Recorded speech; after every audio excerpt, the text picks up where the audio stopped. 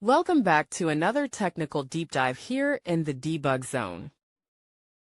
Today we're tackling a big question and breaking it down with insights from other users. Hopefully this clears up some misconceptions and helps you get the answer you need. So buckle up, stay a little curious, and let's jump right in.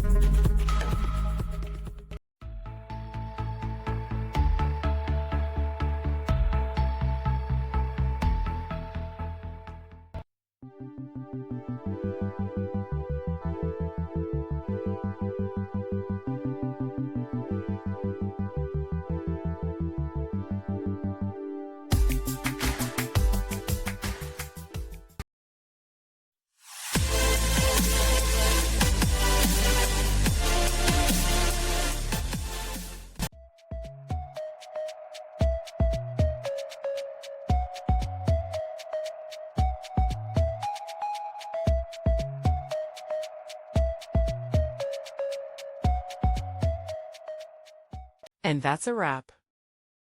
I hope you found the answer you were looking for. If you did, take a second to hit that subscribe button. It really helps out. And let me know in the comments which solution worked best for you. See you next time in the debug zone.